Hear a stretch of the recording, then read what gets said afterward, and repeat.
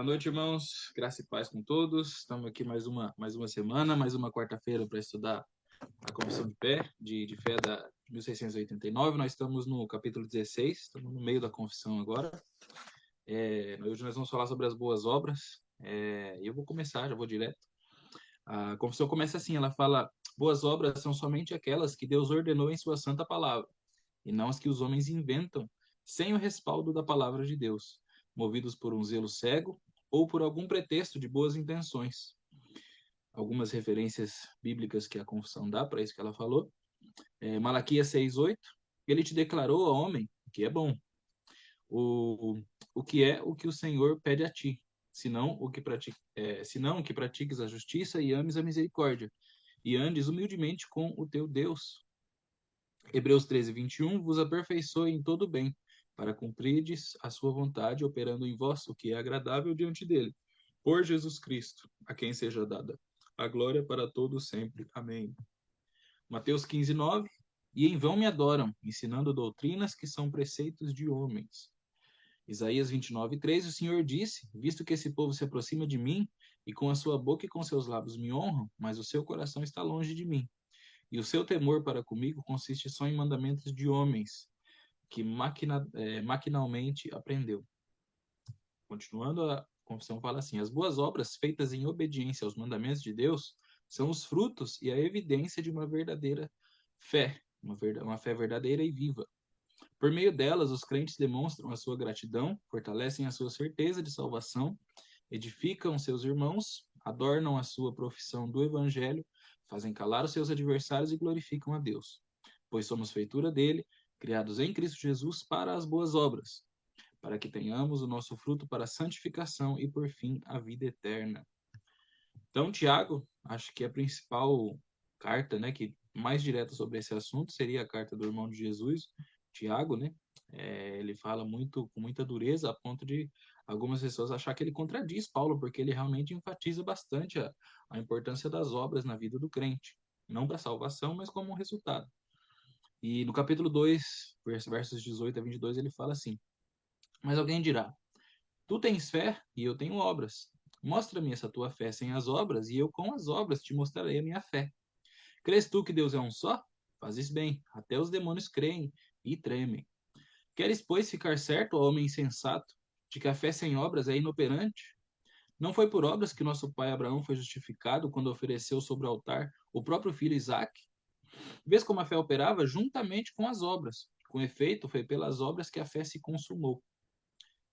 Salmo 116, 12, 13. Que darei eu ao Senhor por todos os seus benefícios para comigo? Tomarei o cálice da salvação e invocarei o nome do Senhor.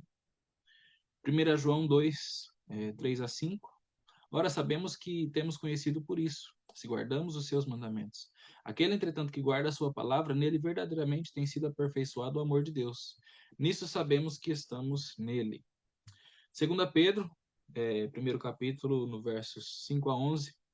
Por isso mesmo, vós, reunindo toda a vossa diligência, associai com a vossa fé a virtude, com a virtude o conhecimento, com o conhecimento o domínio próprio, com o domínio próprio a perseverança, com a perseverança a piedade, com a piedade a fraternidade, e com a fraternidade o amor. Porque estas coisas, existindo em vós e em vós aumentando, fazem com que não sejais inativos, nem infrutuosos no pleno conhecimento do nosso Senhor Jesus Cristo. Pois aquele a quem essas coisas não estão presentes é cego, vendo só o que está perto, esquecido da purificação dos seus pecados de outrora. Por isso, irmãos, procurai com diligência cada vez maior confirmar a vossa salvação e eleição. Porquanto, procedendo assim, não tropeceis em tempo algum, pois desta maneira é que vos será amplamente suprida a entrada no reino eterno do vosso Senhor e Salvador Jesus Cristo. Mateus 5,16, assim brilhe também a vossa luz diante dos homens, para que vejam as vossas boas obras e glorifiquem a vosso Pai que está nos céus. 1 Timóteo 6, verso 1. Todos os servos que estão debaixo do jugo considerem dignos de toda a honra os próprios senhores, para que esse nome de Deus e a doutrina não sejam blasfemados. 1 Pedro 2,15, porque assim é a vontade de Deus, que pela prática do bem façais emudecer a ignorância dos insensatos. Filipenses 1:11, cheios de fruto de justiça, o qual é mediante Jesus Cristo, para a glória e o louvor de Deus.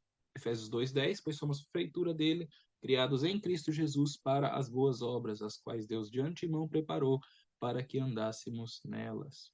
Romanos 6:22, agora, porém, libertados do pecado, transformados em servos de Deus, tendes o vosso fruto para a santificação e, por fim, a vida eterna. Só um adendo aqui antes de a gente começar. A gente já falou sobre a carta de Tiago, que ele chega a falar aqui que foi pelas obras que Abraão foi justificado, e ele continua falando que a fé operava juntamente com as obras. Isso aqui é uma coisa que causa muita confusão. Algumas pessoas acham que Tiago está contradizendo Paulo, quando você lê a carta de Paulo aos Romanos, por exemplo.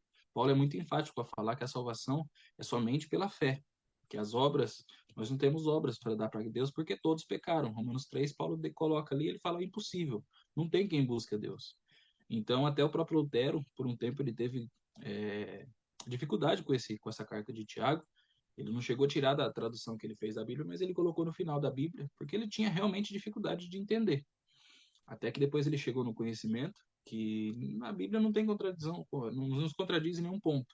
Tiago não estava contradizendo Paulo, pelo contrário, eles estavam pregando a mesma coisa, mas eles estavam em lutas diferentes. Paulo estava pregando contra os legalistas, que a gente já estudou, contra o pessoal, os pietistas, né, que nós falamos no estudo, o pessoal que acha que pelas obras eles fazem que eles podem conquistar a Deus. E essa pregação de Paulo podia levar, o próprio Paulo rebate isso nas suas próprias pregações, mas se a pessoa pegar isso e parar no meio do caminho, ela pode achar que ela, então a salvação é pela fé, a minha obra já foi consumada em Cristo Jesus, então não preciso fazer mais nada, não tem nada que eu possa fazer, então agora eu posso pintar e bordar, não vai acontecer nada. E é contra essas pessoas que Tiago estava falando, contra os liberais, contra os libertinos. Então, por isso que Tiago enfatiza bastante a questão das obras. Então, Lutero, após compreender isso, ele botou a carta de Tiago num lugar onde ela nunca devia ter saído, né? Então, para a gente começar, o papel das boas obras, há muitas pessoas que, por não compreender o ensino das Escrituras, colocam a prática das boas obras como a causa da salvação. Isso é um tremendo engano. Na verdade, é uma maldição, como Paulo fala em Gálatas, no primeiro capítulo, em todas as suas cartas também. Na verdade, isso separa a verdadeira fé da falsa fé, como a gente já viu nos nossos estudos também. As boas obras são a evidência da salvação e não a sua causa. Praticamos boas obras porque fomos salvos pela graça e não para sermos salvos por nossos méritos. Afinal, nós não temos nenhum. O Senhor Jesus disse: Eu sou a videira e vós os ramos. Quem permanece em mim e eu nele, esse dá muito fruto. João 15:6. Com essas palavras, o Mestre ensinou que a nova vida é evidenciada através dos seus frutos. As doutrinas da graça, longe de ensinar um cristianismo apático, meramente teórica, não, elas nos estimulam a ação. Então, nós temos a promessa de que o Filho trabalhará por nosso intermédio. Seremos instrumentos de Jesus Cristo e logo é natural, então, que os frutos sejam evidentes, como diz Lucas 6, no versos 43 e 44. Esses frutos também são chamados nas Escrituras de boas obras. Mas o que são boas obras? Será que uma doação para a Cruz Vermelha, para alguma caridade, ou quem sabe alguns trabalhos voluntários? É comum pensar que qualquer coisa feita por caridade ou como bondade se qualifica como boa obra. No entanto, de acordo com a Escritura, não é exatamente assim. A Escritura estabelece pelo menos 2 requisitos para que uma obra pode ser verdadeiramente boa. Em primeiro lugar, ela deve estar na conformidade com a vontade revelada de Deus, ou seja, com a palavra de Deus, com a Bíblia. Deve ser aquilo que o próprio Deus revelou em sua santa palavra. Será por nós justiça quando tivermos cuidado de cumprir todos esses mandamentos perante o Senhor, nosso Deus, como nos tem ordenado. Deuteronômio 6:25. Em segundo lugar, ela deve ser algo que brota de uma boa consciência. Deve ser feita com sinceridade de coração, como um ato de serviço a Deus. Estamos persuadidos de termos boa consciência, desejando em todas as coisas viver condignamente. Hebreus 13:18. Então, a impossibilidade de um descrente fazer boas obras deve-se ao fato do seu coração, ou a sua consciência e a lei de Deus discordarem entre si. Por exemplo, existem aqueles que julgam sinceramente que estão praticando boas obras, ao se absterem de contrair matrimônio em respeito a uma tradição ou mandamento eclesiástico, ou seja, coisas de homens. Mas a Escritura diz que isso acontece porque eles têm cauterizada a própria consciência, 1 Timóteo 4:2. Independente de quão sinceros eles possam ser, suas boas obras são de fato pecado, pois são contrárias à vontade de Deus. Há também aqueles que são bastante sinceros em pensar que a abstinência total do uso de certas coisas materiais é uma boa obra, considerando que é realmente pecado porque estão sujeitos a ordenâncias. Não manuseieis isto, não proveis aquilo, não toqueis aquilo outro, segundo os preceitos e doutrinas de homens, e não segundo Deus.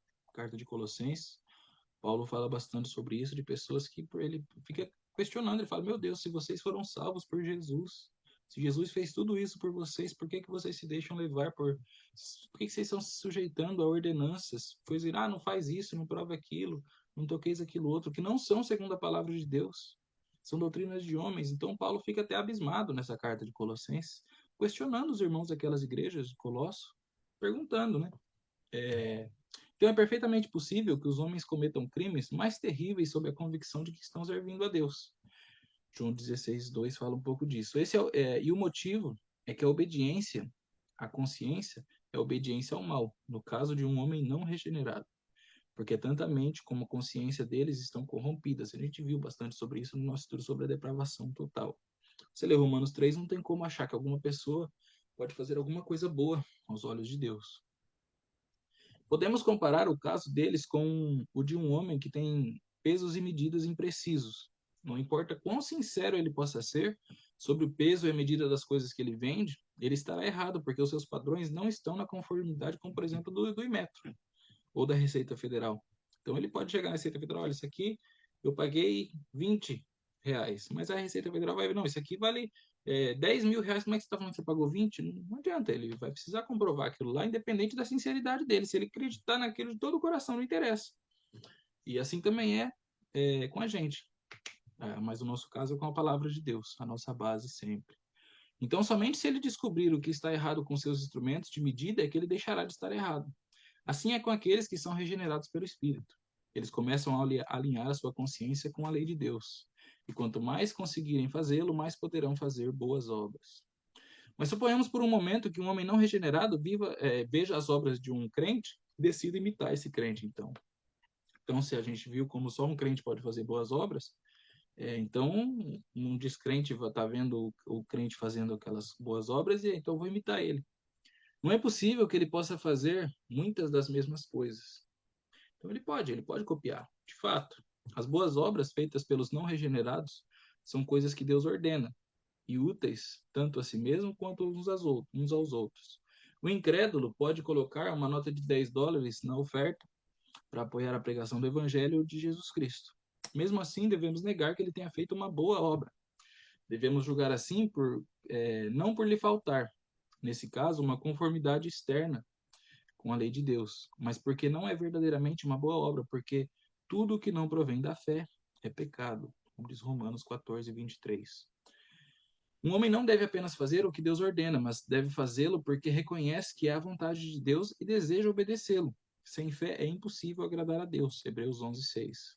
Por causa desse duplo princípio, o incrédulo nunca é capaz de fazer obras verdadeiramente boas. Além disso, o mesmo verdadeiro crente às vezes é incapaz de fazer obras verdadeiramente boas, pois a conformidade de sua consciência à palavra de Deus é imperfeita. Muitas vezes não damos atenção devida a isso. A verdade é um requisito para a santificação e para as boas obras. João 17 fala um pouco disso. É a medida com a qual a nossa consciência são iluminadas pela verdade de Deus, e não meramente a sinceridade com que atendemos à voz da consciência, que determina se somos capazes de fazer boas obras. Às vezes, a negligência para com essas verdades, a verdade de Deus, tem levado a uma séria perversão da palavra de Deus. Esse é o caso quando o irmão mais fraco é visto como mais piedoso e o irmão mais forte como menos piedoso. O apóstolo Paulo disse: acolhei o que é débil na fé, não, porém, para discutir opiniões. Romanos 14:1. E qual era a fraqueza desse irmão? É que ele se sentiu obrigado, por questão de consciência, a se abster de todo o uso de carne. Então, poderíamos substituir carne por algum outro produto de consumo nos dias atuais. Nesse momento, é óbvio que esse irmão era fraco, não porque não tivesse uma consciência forte, mas porque a sua consciência o orientava mal. Ele era fraco porque a sua consciência não estava de acordo com a palavra de Deus. 1 Timóteo 4:4. Na área de sua fraqueza, não podemos negar que esse irmão errou, ou por comer carne contra a sua própria consciência, ou na convicção que era pecado fazer algo que realmente não era pecaminoso em si. Em uma situação como essa, o irmão mais fraco não pode evitar o erro, a menos e até que sua fraqueza seja superada. Sem dúvida, essa fraqueza não deve ser superada pela falta de caridade. O irmão mais forte não deve procurar induzir o irmão mais fraco a violar a sua própria consciência. Ele deve evitar fazer toda ocasião que se ofereça como uma tentação ao pecado, pois toda violação da consciência é pecado. Mas não podemos deixar de protestar contra a noção moderna de que a fraqueza de tal irmão deve, portanto, ser regra de prática para aqueles que são fortes. Isso seria um pecado duplamente agravado. Ou seja, aquilo vai virar uma regra, então. Então ele acha que não pode comer carne, a palavra de Deus não diz isso, mas aquilo lá vai virar uma regra. É pecado permitir-nos ser obrigados pela consciência a não fazer algo, mesmo sabendo que é aceitável a Deus. A resposta não é capitular às exigências do irmão mais fraco, mas sim buscar educar a consciência dele. Isso é muito diferente de tentar agir contra a sua própria consciência.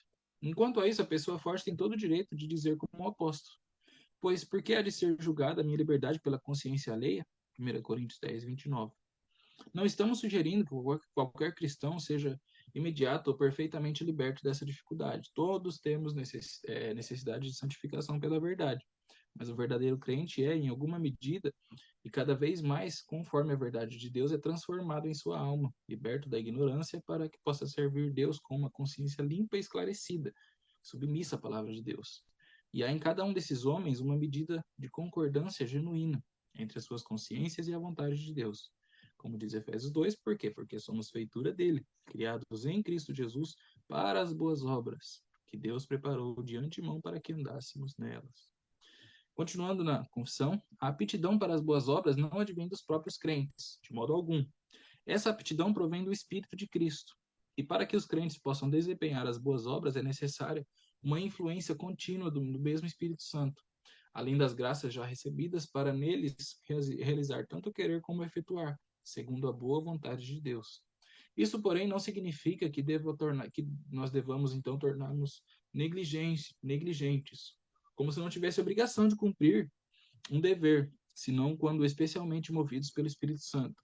Pelo contrário, os cristãos devem ser diligentes e desenvolver a graça de Deus que neles há.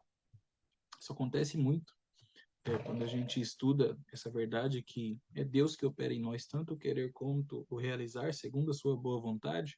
As pessoas acham, então eu só vou ser santificado se cabe a Deus, né? É Deus que vai fazer. Mas não, a Bíblia a todo momento ela fala isso, é verdade. Mas ela também fala que nós temos o dever de sermos santos. Isso é muito claro nas Escrituras. João 15, 4-5, permanecei em mim e eu permanecerei em vós. Como não pode o ramo produzir fruto de si mesmo, se não permanecer na videira, assim nem vós o podeis dar, se não permanecerdes em mim. Eu sou a videira e vós os ramos. Quem permanece em mim e eu nele, esse dá muito fruto, porque sem mim nada podeis fazer. 2 Coríntios 3:5. Não que por nós mesmos sejamos capazes de pensar alguma coisa, como se partisse de nós. Pelo contrário, a nossa suficiência vem de Deus. Filipenses 2:13, porque é Deus que é quem efetua em vós tanto querer como realizar, segundo a sua boa vontade. A gente já falou desse versículo. Na verdade, a confissão vai citar o versículo aqui anterior. Como que às vezes a gente pega só um pedaço da palavra de Deus, né? No contexto desse versículo, que é Deus que realiza, Paulo fala assim: assim, pois, amados meus, como sempre obedecestes, não só a minha presença, porém muito mais agora, na minha ausência, desenvolvei a vossa salvação com temor e tremor. Depois Paulo fala, desenvolva a sua salvação. E depois ele fala, porque é Deus quem efetua em vós, tanto querer como realizar. Hebreus 6, 11 e 12, desejamos, porém, que continue cada um de vós mostrando até o fim a mesma diligência para a plena certeza da esperança, para que não vos torneis indolentes, mas imitadores daqueles que pela fé e pela longanimidade herdam as promessas. Então, um pouco mais sobre essa negligência. Afirmar que Deus é a fonte geradora de todas as nossas boas obras não é de forma alguma sugerir que a negligência a indolência e descuido são desculpáveis, como se não tivesses a obrigação de cumprir qualquer dever, a menos que sentíssemos um mover especial do Espírito Santo nos orientando a isso. Algumas pessoas se eximem de seus deveres com base nesse argumento. Elas sabem, primeiro, que Deus as ordena a fazer o bem e que não têm capacidade de fazer boas obras, a menos que o Espírito as conceda, e assim desculpam seus fracassos nesse ponto, argumentando que são incapazes de fazer boas obras, porque o Espírito não as moveu a agir dessa maneira. Mas isso é um mero pretexto. Elas fingem que ficariam encantadas de fazer boas obras se tão somente pudessem, ao passo que, na realidade, poderiam fazê-las se tão somente fizessem, isto é, se tivessem uma disposição correta na mente e no coração. Ou seja, a pessoa acaba colocando a culpa em Deus. Ah, Deus, eu não faço boas obras porque você que não me deu. A culpa é sua. Então a pessoa acaba culpando Deus. Você veja o problema que é isso. Mas a falta de uma disposição correta de mente e de coração não é uma evidência de que a habitação do Espírito Santo deixou de propiciar algum mover especial necessário ao momento. É antes uma evidência que o coração não é convertido e que o Espírito não habita nele. Tais indivíduos, de fato, não têm desculpa, como diz Romanos 20, primeiro capítulo, no verso 20, e no segundo capítulo, o verso 1. São indesculpáveis porque essa condição do coração é culpa inteiramente deles. A causa da depravação e da incapacidade do homem é o pecado. Não há desculpas para o pecado. Um crente verdadeiro não se desculpará pelo pecado, nem há de esperar por algum mover especial do Espírito Santo antes de se esforçar por cumprir o seu dever. Aqui falando de se desculpar, não é inventar desculpas. A pessoa não vai inventar desculpas pelo pecado dela. O pecado dela é culpa dela. Se ela, a pessoa é um crente, ela não vai tentar achar motivos, achar culpados do pecado dela. Não, ela vai assumir o pecado e se arrepender daquilo. Ela lutará para cumprir o seu dever, porque tendo o coração convertido e no qual o Espírito Santo habita, desejará fazer o que é o certo, segundo a palavra de Deus. Além disso, o crente aprende com as Escrituras que o Espírito não opera temporariamente, pois todos os que são guiados de uma vez por todas pelo Espírito de Deus são filhos de Deus. Esse é o sentido original de Romanos 8,14. Tampouco podem os moveres do Espírito ser observados e sentidos. Os efeitos de sua obra podem ser sentidos, mas a atividade em si é espiritual, como diz João 3. Com efeito, se quanto a isso pudéssemos falar adequadamente de sentimento, é o tipo de sentimento que o crente tem no que diz respeito à Escritura, como resultado da obra do Espírito nele. Ou seja, o Espírito Santo habita na pessoa, logo ela ama a palavra de Deus. Como o Senhor Jesus diz, as minhas ovelhas ouvem a minha voz. Como as ovelhas, quando ouvem o pastor, elas vêm correndo. Assim é a posição do crente com a palavra de Deus. Ele sente o poder e a autoridade das advertências e exortações das Escrituras, exigindo-o a cumprir o seu dever. Empenham-se ainda mais, diz o apóstolo Pedro, na sua segunda carta, no capítulo 1, no verso 10, para que não vos torneis indolentes, adverte a epístola aos Hebreus, capítulo 6, verso 12. Reavives o dom de Deus, diz o apóstolo Paulo em 2 Timóteo, capítulo 1, verso 6. E Judas ainda exige que continuemos nos edificando e nos guardando no amor de Deus, versos 20 e 21. Se alguém se considera profeta espiritual, reconheça ser mandamento do Senhor o que vos escrevo, diz o apóstolo Paulo em 1 Coríntios 14, 37.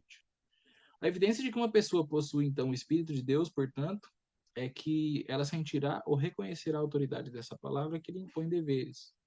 Aqueles que aguardam um mover especial do Espírito demonstram que possivelmente não são regenerados e certamente enganaram-se sobre o modo como o Espírito Santo opera a obediência nos corações dos filhos de Deus. Os que cumprem o seu dever porque reverenciam humildemente a vontade de Deus revelada na Escritura. Apenas esses é que têm a garantia de crer que são realmente filhos de Deus. 1 João 2, 4 a 5.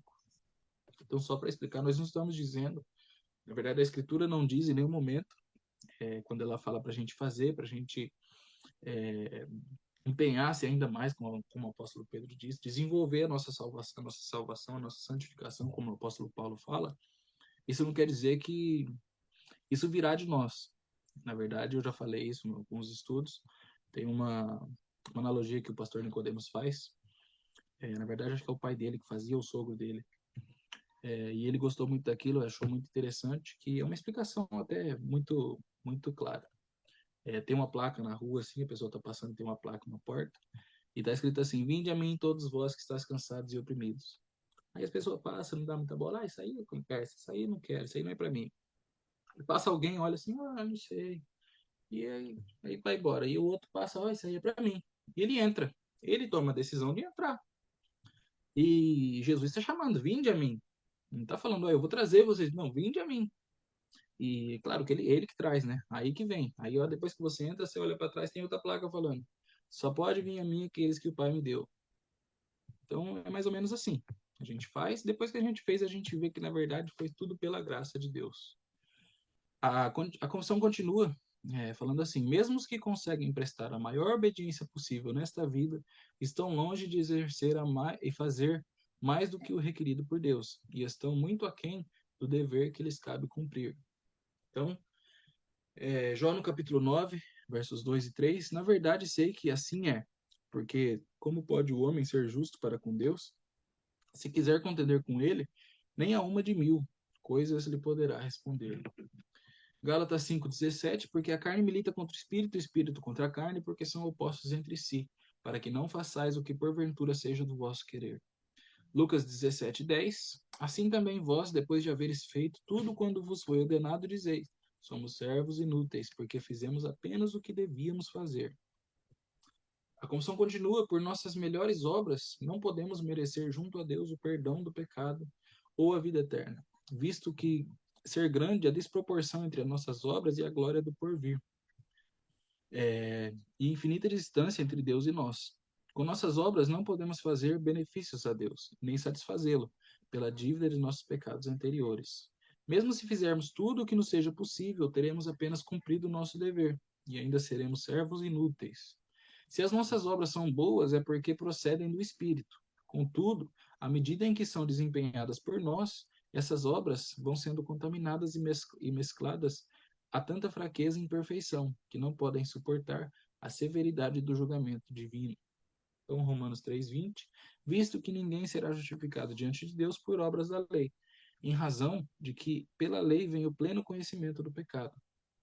Efésios 2:8-9, pela graça sois salvos mediante a fé. Isso não vem de vós, é um dom de Deus. Não vem de obras para que ninguém se glorie. Romanos 4:6. Assim também que Davi declara ser bem-aventurado o homem a quem Deus atribui justiça, independentemente das obras. Gálatas 5:22-23, mas o fruto do Espírito é amor, alegria, paz, longanimidade, benignidade, bondade, fidelidade, mansidão e domínio próprio.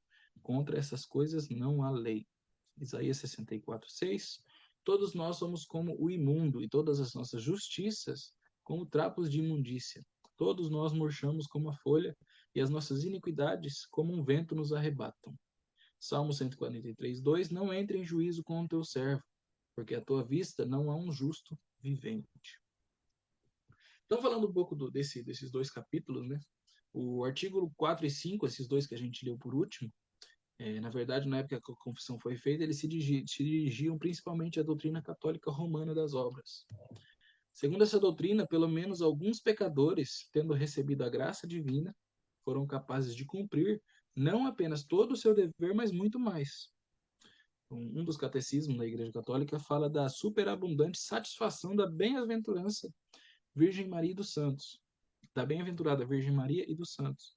Essa superabundante satisfação é definida como aquilo que eles obtiveram durante a vida, mas que não precisaram, e que a Igreja aplica aos seus membros da comunhão dos santos. Essa superabundância de obras enche o tesouro do mérito. Então é aquela santificação, depois que as pessoas morrem, eles santificam as pessoas porque elas cumpriram muito mais do que Deus exigia. Viraram realmente santos no sentido católico da palavra. Já vimos que a perfeição nesta vida nunca pode ser alcançada por nenhum crente. A gente viu no capítulo 3 da Confissão. Sem mencionar a noção verdadeiramente ímpia de que alguém poderia ser mais do que perfeito. Seria difícil achar alguma doutrina mais abertamente hostil ao ensino das Escrituras, pois parece que Deus, na Escritura, não poupou esforços para mostrar que até mesmo os mais eminentes profetas e apóstolos foram homens pecadores até o fim das suas vidas terrenas.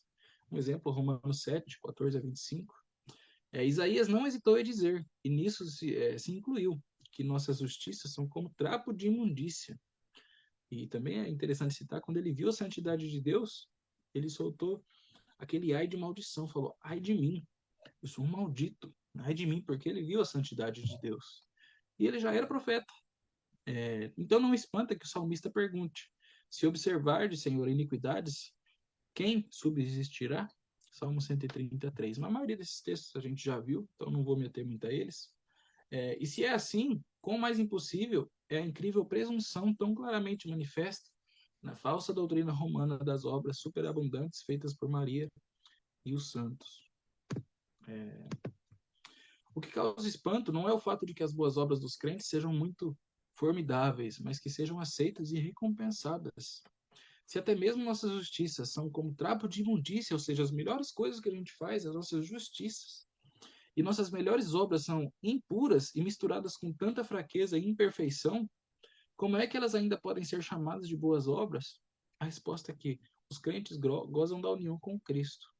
E assim como a pessoa dos crentes é aceita por Deus por causa da sua união com Ele, embora sejam pecadores imperfeitos, assim também ocorre com as suas obras. Devemos fazer tudo em nome, honra e glória do Senhor Jesus, ou seja, por meio de sua mediação.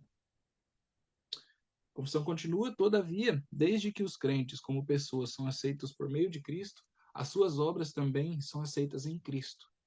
Mas isso não significa que nesta vida tais obras sejam totalmente irreprováveis e irrepreensíveis aos olhos de Deus.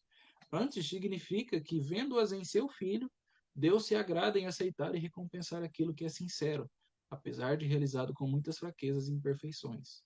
Então, obviamente, Deus não aceita, porque, nossa, realmente, agora o Gabriel fez uma coisa muito boa. Não, ele aceita porque ele vê o Senhor Jesus. E ele falou bem claro, em alta voz, todo mundo ouviu.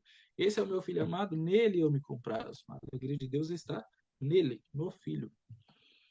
1 Pedro 2,5, também vós mesmos, como pedras que vivem, sois edificados casa espiritual para ser de sacerdócio santo, a fim de oferecer sacrifícios espirituais agradáveis a Deus por intermédio de Jesus Cristo. Mateus 25, 21 e 23, disse-lhe o Senhor, muito bem, servo bom e fiel.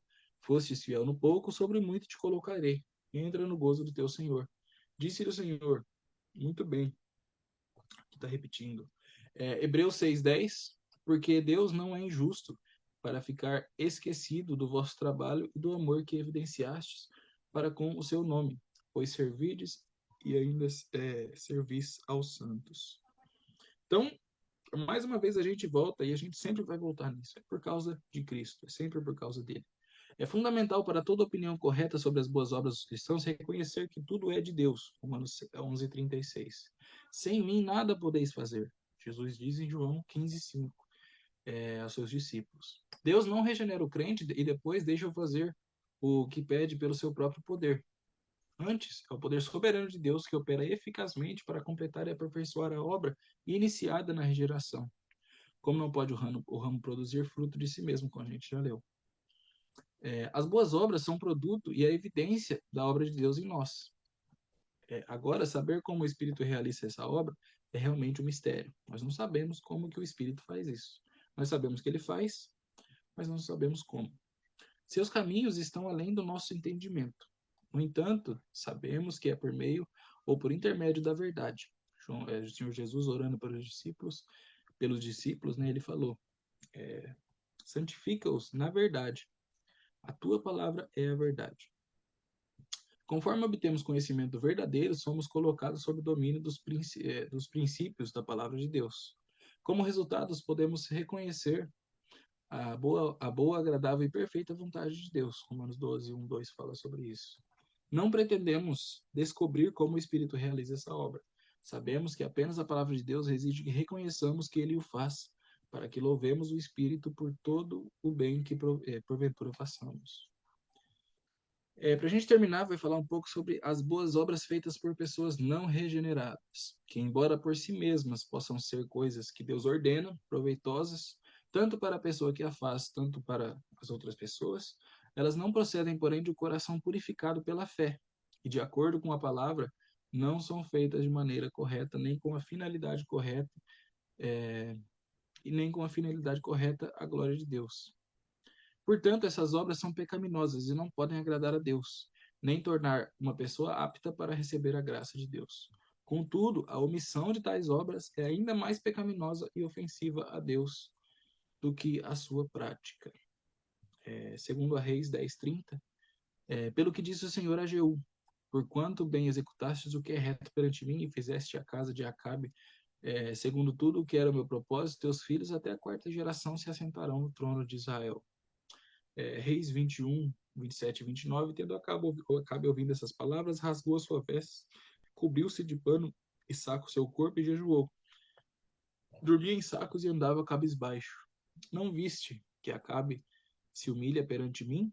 Porquanto, visto que humilha perante mim, não trarei esse mal seus dias, mas nos dias do seu filho o trarei sobre a sua casa. Gênesis 4:5, ao passo de que Caim e de sua oferta não se agradou. Irou-se, pois, sobremaneira Caim e descaiu o semblante.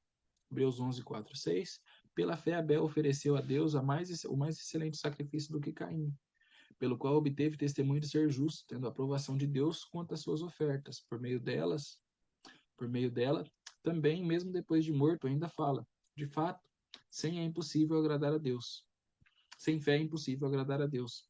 Porquanto é necessário que aquele que se aproxima de Deus creia que ele existe e que torna galardoador dos que o buscam.